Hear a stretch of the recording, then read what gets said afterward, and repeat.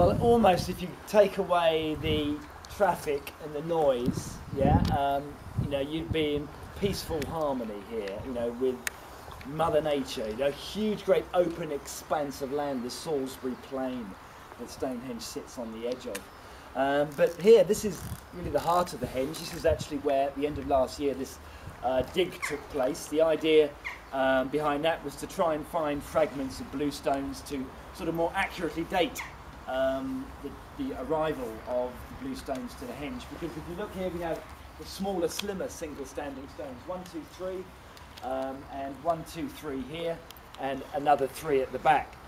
These weren't particularly shaped exactly to the same size compared to the big ones. But this was the original horseshoe shape around the henge. Now, looking in the distance, of course, where I'm standing at least is centrally aligned through the main axis of the henge, facing the heel stone. 21st of June, sunrise. The sun rises directly above the heel stone, yeah, in that direction.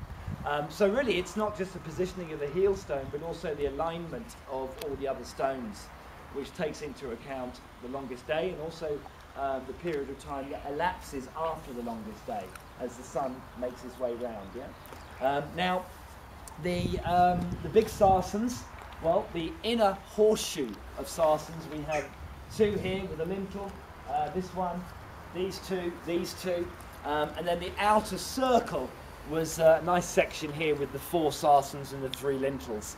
But what's unusual about Stonehenge, and the same does not apply to any other henge in Britain, is that the stones were shaped or fitted together. Now, if you have a look at that little nodule of stone sticking out the top of that upright, and then have a look at the underside of this, what used to be the lintel, there's a little hole there, or a big hole there. And this is where the lintel rested nice and neatly, or snugly, if you like, onto that. So it's dressed, that's what the experts describe it, dressed, yeah, fitted together.